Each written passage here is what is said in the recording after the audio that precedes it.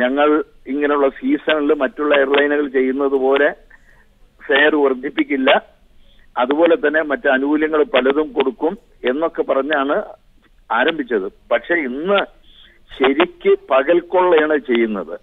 ഇന്ന് ഇപ്പൊ കേരളത്തിൽ നിന്ന് ഡയറക്റ്റ് ദുബൈക്ക് വരുന്നതിന് പകരം ഡൽഹിയിലേക്ക് AC കമ്പാർട്ട്മെന്റില് പോയി അവിടുന്ന് ഇന്ദിരാഗാന്ധി ഇന്റർനാഷണൽ എയർപോർട്ടിൽ നിന്ന് വരികയാണെങ്കിൽ പോലും ലാഭകരമായിട്ടുള്ള ഒരു അവസ്ഥയാണ് ഞാനിപ്പോ അരമണിക്കൂർ മുമ്പ് ഫെയർ പരിശോധിച്ച് നോക്കുമ്പോൾ കാണുന്നത്. അപ്പൊ ഇത് ശക്തിയായിട്ടുള്ള ഒരു സംഘടിതമായ ചൂഷണമാണ് പ്രവാസികളോട് കാണിക്കുന്നത്. ഈ രാഷ്ട്രീയ നേതാക്കന്മാരെല്ലാം ഇവിടെ വരുന്ന സമയത്ത് എല്ലാവരോടും സമാധാനപ്പെടുത്തും, ഞങ്ങൾ പോയി വേണ്ടത് ചെയ്യും എന്ന് പറയുന്നതല്ലാതെ കഴിഞ്ഞ 20 വർഷമായിട്ട് ഇത് തുടർന്നുകൊണ്ടിരിക്കുകയാണ്. വളരെ വ്യക്തമായിട്ട് നമുക്കറിയാം. പക്ഷെ ഇതിനെ ശക്തിയായിട്ടുള്ള പ്രവാസികൾക്ക് ബൈക്കോട്ട് ചെയ്യുക എന്നൊക്കെ പലരും പറയാറുണ്ട്. ഇതൊന്നും നടക്കാൻ പോകുന്ന, പ്രാക്ടിക്കലി ചെയ്യാൻ പോകുന്ന കാര്യങ്ങളല്ല, നടക്കാൻ പോകുന്ന കാര്യങ്ങളല്ല. കാരണം ഈ സമയത്ത് നാട്ടിൽ പോകേണ്ടത് നാട്ടിൽ പോയേ തീരൂ. അതിന് വേറൊരു വഴി എന്ന് പറഞ്ഞാൽ ഗവൺമെന്റിന്റെ ഭാഗത്തു നിന്നുള്ള ശക്തിയായിട്ടുള്ള ഇടപെടൽ, ഗവൺമെന്റിന് പ്രവാസികൾ ഒന്നടങ്കം ശക്തിയായി ഇതിനെ സംബന്ധിച്ച് പ്രഷർ ചെയ്യുക എന്നുള്ളതാണ്. ഒരു പുതിയ ഗവൺമെന്റ്. പി ടി താജുദ്ദീൻ, യഥാർത്ഥത്തിൽ വിമാന കമ്പനികൾ, ബജറ്റ് എയർലൈൻസുകൾ തുടങ്ങിയത് തന്നെ സീസണിൽ ഉള്ള ഇത്തരത്തിലുള്ള വിമാനക്കൂലി വർധന ഒഴിവാക്കാൻ വേണ്ടിയാണ് എന്ന പ്രഖ്യാപിത ലക്ഷ്യത്തോടെയാണ് എന്നാണ് കെ വി ശംസുദ്ദീൻ പറയുന്നത്. യഥാർത്ഥത്തിൽ സീസണിൽ ഇത്തരത്തിൽ വിമാന നിരക്ക് ഉയർത്താതെ നിലനിൽക്കൽ സാധ്യമാണോ വിമാന കമ്പനികൾക്ക്? ഒന്നാമതായി നമ്മൾ അടിസ്ഥാനപരമായി മനസ്സിലാക്കേണ്ട ഒരു കാര്യം, ഈ ബജറ്റ് എയർലൈൻസും അതുപോലെ തന്നെ മിക്കവാറും എയർലൈൻസ് കമ്പനികളും നഷ്ടത്തിലാണ് ഓടുന്നത് എന്നുള്ളതാണ്. പ്രത്യേകിച്ചും ഈ എയർ ഇന്ത്യയും എയർ ഇന്ത്യ എക്സ്പ്രസ് എല്ലാം കേന്ദ്ര ഗവൺമെന്റ് സഹായത്താൽ ഒന്നുകൊണ്ട് മാത്രമാണ് പിടിച്ചു നിൽക്കുന്നത്. അപ്പോൾ അവർ സ്വാഭാവികമായിട്ടും നഷ്ടം നികത്താനുള്ള മാർഗങ്ങൾ അവർ ആലോചിക്കും. കാരണം നിലനിൽപ്പൊരു പ്രശ്നമാണ്. അതേസമയം സീസണിൽ അമിതമായി ചാർജ് ഈടാക്കുന്നു എന്നുള്ളതൊരു സത്യം തന്നെയാണ്. അത് അനീതിയും ചൂഷണവുമാണ്. പക്ഷെ അതേ സമയത്ത് തന്നെ സീസൺ അല്ലാത്ത സമയത്ത് വെറും 500 ദിർഹത്തിനാണ് നമ്മൾ നാട്ടിൽ പോകുന്നത്. അത് എന്തുകൊണ്ട് നമ്മൾ ആലോചിക്കുന്നില്ല?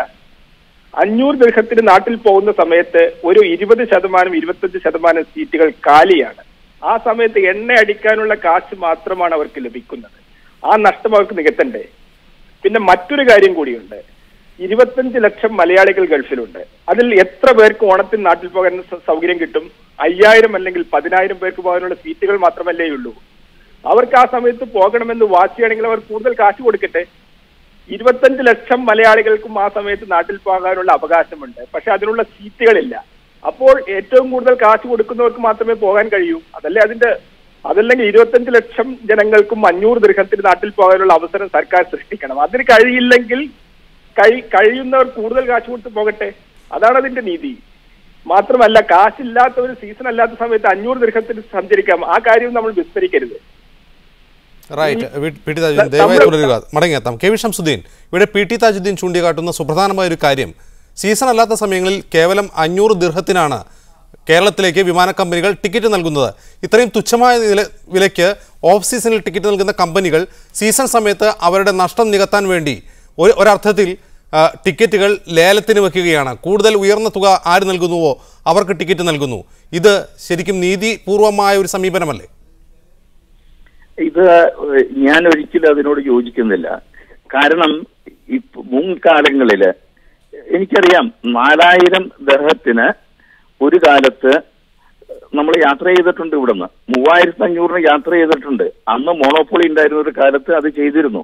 പക്ഷെ ഇന്ന് ഈ റേറ്റ് കുറഞ്ഞ, പ്രത്യേകിച്ചും ഇത്തരം ബഡ്ജറ്റ് എയർലൈനുകൾ വന്നു കഴിഞ്ഞപ്പോ സംഭവിച്ചത് എന്താണെന്ന് പറഞ്ഞാൽ, സാധാരണ ആളുകള് 2 വർഷം കൂടുമ്പോൾ ഒരിക്കൽ പോയിരുന്നത് ഇപ്പോഴ് വർഷത്തിൽ 2 പ്രാവശ്യം ചാൻസ് കിട്ടിയാൽ പോവുകയാണ്. അപ്പോ ഇവിടെ ചെയ്യുന്നത് മറ്റുള്ള സെക്ടറിൽ, ഇവിടുന്ന് തന്നെയുള്ള മറ്റുള്ള സെക്ടറിലേക്കും ഇതുപോലെ തന്നെ വെക്കേഷനിൽ ധാരാളം ആളുകൾ പോകുന്നുണ്ട്. ആ സ്ഥലങ്ങളിലേക്കൊന്നും ഇതേ എയർലൈനുകൾ, ഉദാഹരണമായിട്ട് എയർ അറേബ്യ അല്ലെങ്കിൽ മറ്റുള്ള എയർലൈനുകളൊന്നും ഇത്ര വൻതോതിൽ വിലവർദ്ധനവ് ഉണ്ടാക്കുന്നില്ല. അവിടെ കൂടുതൽ എയർക്രാഫ്റ്റുകൾ, കൂടുതൽ ഫ്ലൈറ്റ് കൊടുക്കുകയാണ് ചെയ്യുന്നത്.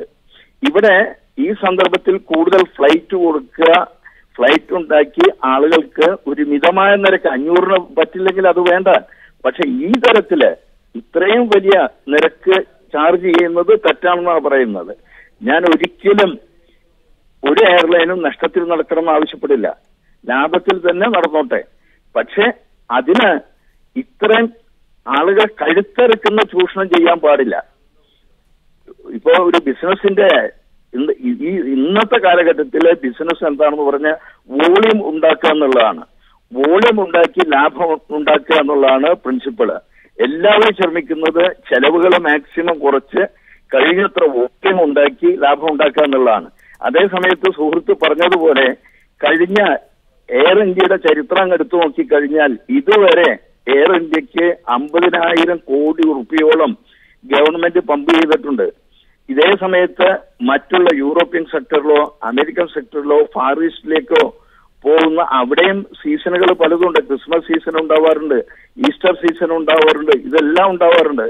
ആ സമയത്തൊന്നും കഴുത്തറക്കുന്ന നിരക്ക് ഇല്ല എന്നുള്ളത് നമ്മൾ മനസ്സിലാക്കണം. എന്തുകൊണ്ട് ഈ ഗൾഫ് സെക്ടറിൽ മാത്രം ഇങ്ങനൊരു കഴുത്തറപ്പൻ നിരക്ക് ചാർജ് ചെയ്യുന്നു എന്നുള്ളതാണ് നമ്മൾ ചോദിക്കേണ്ടത്. അതാണ് താജുദ്ദീൻ, ഇവിടെ ഷംസുദ്ദീൻ ചോദിക്കുന്ന ചോദ്യം പ്രസക്തമാണ്. കാരണം യൂറോപ്പിലേക്കോ അമേരിക്കയിലേക്കോ ഉള്ള സർവീസുകളിൽ ഇത്തരത്തിലുള്ള ഒരു ഫ്ലക്ച്വേഷൻ നിരക്കുകളുടെ കാര്യത്തിൽ ഉണ്ടാവുന്നില്ല. എന്തുകൊണ്ടാണ് ഗൾഫ് സെക്ടറിൽ മാത്രം എന്നാണ് ഷംസുദ്ദീൻ ചോദിക്കുന്നത്. അതിനോട് പിന്നെ യോജിക്കുന്നു, തീർച്ചയായിട്ടും യോജിക്കുന്നു. ആ ഡിസ്ക്രിമിനേഷൻ ഒഴിവാക്കണം. ആ കാര്യത്തിൽ ഞാൻ പൂർണ്ണമായിട്ടും യോജിക്കുന്നു. അതുപോലെ തന്നെ സീസണിൽ അമിതമായ ചാർജ് ഈടാക്കുന്നത് ശരിയാണ് എന്നല്ല പറയുന്നത്. പക്ഷെ അതിനെ പ്രേരിപ്പിക്കുന്ന ഘടകങ്ങൾ കൂടി നമ്മൾ പരിശോധിക്കണം. അവരുടെ പാർട്ടിൽ നിന്ന് കൂടി ചിന്തിക്കണമെന്ന് മാത്രമാണ് ഞാൻ ഉദ്ദേശിച്ചത്. അതല്ലാതെ ഡിസ്ക്രിമിനേഷൻ, ഗൾഫ് സെക്ടറിനോടുള്ള ഡിസ്ക്രിമിനേഷൻ ഉണ്ട് എന്നുള്ള ഒരു വാസ്തവമാണ്. അത് കഴിയുന്നതും ഒഴിവാക്കണം. പക്ഷേ താജുദ്ദീൻ, മിക്കവാറും എയർലൈനുകൾ, ലോകത്തെ പ്രശസ്തമായ എയർലൈനുകളെല്ലാം തന്നെ അതത് രാജ്യങ്ങളുടെ ദേശീയ വിമാന കമ്പനികൾ കൂടിയാണ്. അവയ്ക്കെല്ലാം ഒരു പരിധിവരെ അതത് സർക്കാരുകളുടെ സാമ്പത്തിക പിന്തുണയും സപ്പോർട്ടുമുണ്ട്. ആ അർത്ഥത്തിൽ അത് നഷ്ടത്തിലാണെങ്കിലും അതിനെ താങ്ങി നിർത്താൻ അതത് സർക്കാരുകൾ ശ്രമിക്കാറുണ്ട്. പക്ഷേ സ്വകാര്യ വിമാന കമ്പനികൾക്ക് അത്തരത്തിലുള്ള സാമ്പത്തിക സഹായമില്ല. ഈ രണ്ട് ഘടകങ്ങളും നമ്മൾ വേർതിരിച്ച് തന്നെ കാണേണ്ടതല്ലേ? കാണണം. പിന്നെ മാത്രമല്ല, എയർ ഇന്ത്യ എക്സ്പ്രസിനും എയർ ഇന്ത്യക്കും മാത്രമായിട്ട് നയമെടുക്കാൻ പറ്റില്ല. കാരണം മറ്റ് എയർലൈൻസുകളുടെ പിന്തുടരാൻ അവർ ബാധ്യസ്ഥരാണ്. ഇപ്പൊ നമ്മുടെ നാട്ടിൽ ഓടുന്ന ബസ്സുകൾക്ക്, ടാക്സികൾക്ക്, ഓട്ടോറിക്ഷകൾക്കൊക്കെ സർക്കാരിനൊരു നിരക്ക് ഫിക്സ് ചെയ്യാം. പക്ഷെ ഈ കാര്യത്തിൽ അത് സാധ്യമല്ല. കാരണം പല രാഷ്ട്രങ്ങളിൽ നിന്നുള്ള എയർലൈൻസ് ഓപ്പറേറ്റ് ചെയ്യുന്നുണ്ട്. അപ്പോൾ അതിനൊക്കെ നിയന്ത്രിക്കാൻ സർക്കാരല്ല നിയന്ത്രിക്കുന്നത്. അതിന് ഇന്റർനാഷണൽ ഏജൻസികളുണ്ട്, അയാട്ട് പോലുള്ള ഇന്റർനാഷണൽ ഏജൻസികളുണ്ട്. അപ്പൊ ഇന്ത്യൻ ഗവൺമെന്റിന് ഒരു ഫെയർ ഫിക്സ് ചെയ്യുക എന്നുള്ളത് സാധ്യമല്ല.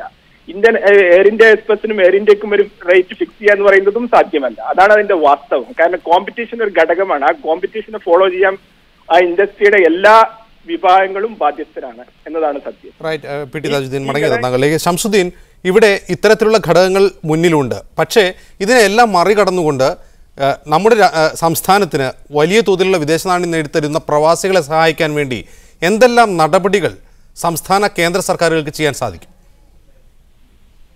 ഇതില് എനിക്ക് പ്രധാനമായിട്ട് ഒരു കാര്യം ചൂണ്ടിക്കാണിക്കാനുള്ളത്, ഇപ്പോ എന്റെ സുഹൃത്ത് പറഞ്ഞു 500 ദർഹത്തിനും പോയി വരാൻ സാധിക്കുന്ന ഒരു സമയം ഉണ്ടായിരുന്നു എന്ന്. അയാട്ടയാണ് റേറ്റ് നിശ്ചയിക്കുന്നതെന്ന്. അയാട്ടയ്ക്ക് വെക്കേഷൻ സമയത്ത് ഒരു നിരക്ക്, അല്ലാത്ത സമയത്ത് ഒരു നിരക്ക് എന്ന് പറഞ്ഞിട്ട് നിരക്കില്ല. അവർക്ക് ചില സ്റ്റാൻഡേർഡ് നിരക്കുകളെല്ലാം ഉണ്ട്.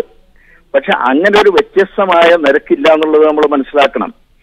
ഞാൻ ഒരിക്കലും ഒരു കാലത്തും എയർ ഇന്ത്യയോ അല്ലെങ്കിൽ എയർ ഇന്ത്യ എക്സ്പ്രസോ നഷ്ടത്തിൽ പോകണം എന്ന് പറയാറില്ല. അത് ലാഭത്തിൽ ഓടണം. പക്ഷെ അവിടെ സംഭവിക്കുന്നത്, ഇന്ന് വരെ നമ്മൾ അവിടുത്തെ സ്ഥിതി അന്വേഷിച്ചു നോക്കിയാൽ ലോകത്തിലെ ഒരു എയർക്രാഫ്റ്റിന് ഏറ്റവും കൂടുതൽ എംപ്ലോയീസ് ഉള്ള എയർലൈൻ എയർ ഇന്ത്യയുടേതാണ്. ലോകത്തിലെ ഏറ്റവും നിരുത്തരവാദപരമായി പ്രവർത്തിക്കുന്ന എംപ്ലോയീസ് ഉള്ള എയർലൈൻ അത് തന്നെയാണ്. നമുക്കറിയാം, ഇവിടെ ഒന്നും പോകുന്ന എത്രയോ എയർലൈനുകൾ ഇന്ത്യൻ സെക്ടറിൽ വർക്ക് ചെയ്യുന്നുണ്ട്.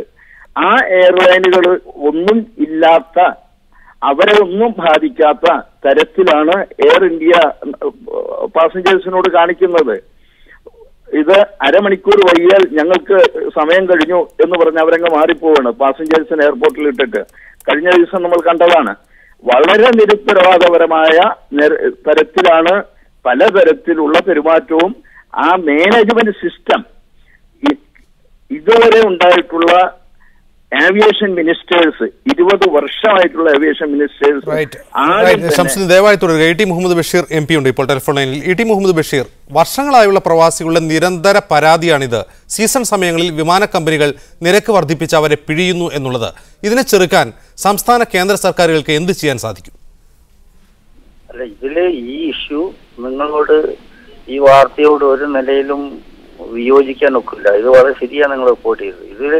ഇത് എല്ലായ്പ്പോഴും ഉണ്ടാകുന്നുണ്ട്. ഇതിനെപ്പറ്റി നിങ്ങൾക്കറിയാം, നിങ്ങളൊക്കെ റിപ്പോർട്ട് ചെയ്യുന്ന കാര്യങ്ങളാണ്. ഗവൺമെന്റ് തലത്തിലും പാർലമെന്റിലും അസംബ്ലിയിലും ഒക്കെ ഇതിനെപ്പറ്റി ഒരുപാട് ചർച്ചകൾ നടന്നിട്ടുണ്ട്. പിന്നെ സീസൺ വരുന്ന സമയത്ത് അവർക്കത് ആ സമയത്താണ് ഇവര് ഏറ്റവും ചൂഷണം ചെയ്യുന്നത്. പക്ഷേ ഇതില് എയർ ഇന്ത്യയുടെ ഒരു സംഗതി പറഞ്ഞാൽ, എയർ ഇന്ത്യ ഇപ്പോഴത്തെ റേറ്റ് ഫിക്സിങ് എങ്ങനെയാണെന്ന് എനിക്കറിയില്ല. ഇപ്പോൾ സ്വാഭാവികമായിട്ടും അവർ കൂട്ടിയിട്ടുണ്ട്. കാരണം അവർ മറ്റുള്ള കമ്പനികൾ കൂട്ടിയാലും ശരി, അത് ബാലൻസ് ചെയ്യേണ്ടത് നാഷണൽ കാരിയർ എന്നുള്ള നിലയിൽ എയർ ഇന്ത്യയാണ്. പക്ഷെ അവരും മുമ്പേ തന്നെ കൂട്ടും. അപ്പൊ അതിന്റെ ഒരു പ്രോബ്ലം ഉണ്ട്. ഞങ്ങളൊക്കെ തന്നെ പല ഘട്ടങ്ങളും, ഞാനെന്ന് മാത്രമല്ല എല്ലാ MP-മാരും വളരെ ഗൗരവമായിട്ട് ഈ കാര്യങ്ങൾ ഉന്നയിച്ചിട്ടുണ്ട്. പിന്നെ അത് ഗൗരവമായിട്ട് വീണ്ടും ഉന്നയിക്കാൻ കഴിയും. അതൊക്കെ ചെയ്യാൻ കഴിയും. അതൊക്കെ ചെയ്യുകയും ചെയ്യും.